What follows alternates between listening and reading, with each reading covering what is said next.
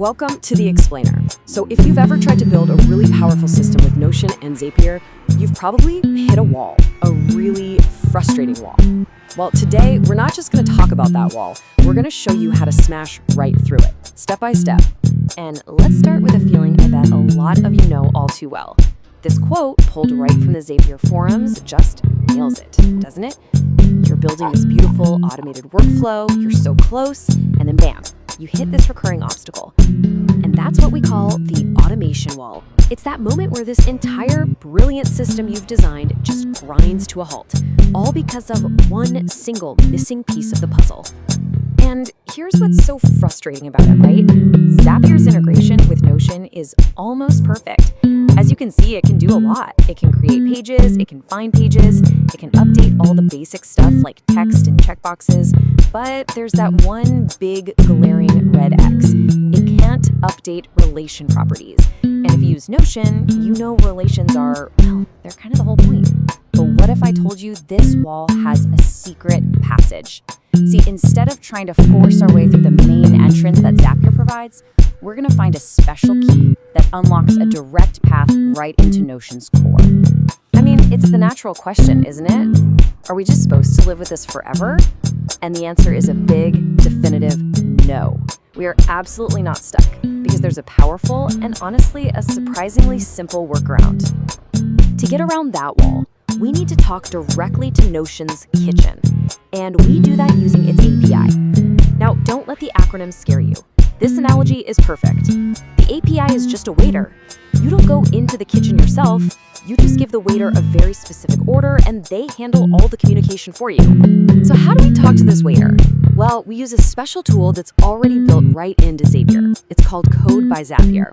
It basically lets us write a custom order, something that isn't on the standard menu, and have our waiter deliver it for us. But of course, before our waiter can place our order, we have to prove we're actually allowed in the restaurant. And that's where an integration token comes in.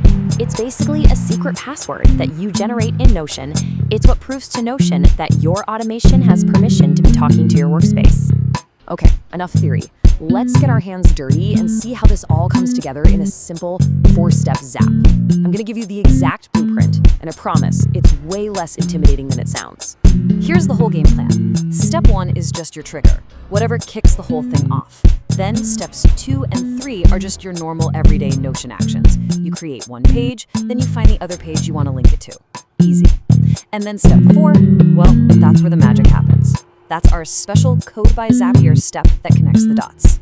And that final code step? It only needs these 4 little pieces of information, and you just grab them from the previous steps in your Zap. You need the ID of the new page, the exact name of your relation property, the ID of the page you want to link to, and finally, that secret integration token we just talked about. And this is the little piece of code that makes it all work. And please, don't get intimidated if this looks like a foreign language. You don't have to understand it at all. This is literally just a copy and paste job. You know, in plain English, all this code is doing is giving a super simple instruction to the Notion API. It's our waiter walking right up to the kitchen and saying, hey, for this page, update this relation and link it to that other page. That's it. Now look, this workaround is a total game changer. But what's really exciting is that the technology has already leaped forward. The future of Notion automation is even better. We're moving beyond workarounds and into a world of truly instantaneous action. So the old way of doing things involved something called polling. That's on the left. It meant Zapier had to constantly pester Notion every few minutes, asking, anything new yet? It worked, but it was always delayed. The new way on the right is webhooks.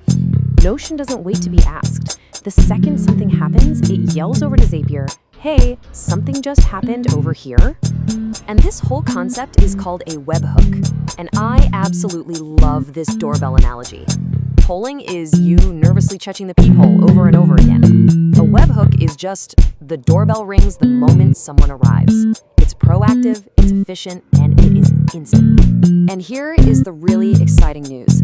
Notion has totally embraced webhooks. You can now build a button right inside your Notion page that, when clicked, instantly sends a signal out to trigger an automation in Zapier or Make.com. It's incredible. And this just shows you the power. Imagine this content system. You press one button on a content idea in Notion.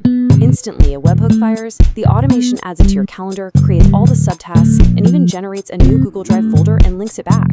A whole complex multi-app workflow from a single click. Or think about invoicing. You press a Send Invoice button right in Notion. A webhook tells Stripe to create the actual invoice, and then the automation comes back to Notion and updates the page with a live invoice ID and the URL. You could even have another button to void it. You never have to leave your dashboard.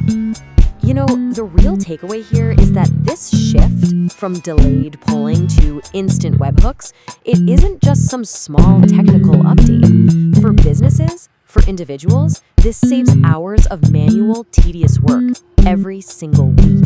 And that just leaves us with a final thought. The tools we use every single day are getting smarter and more connected than ever before. The barriers to building these powerful time-saving automations, they're just disappearing.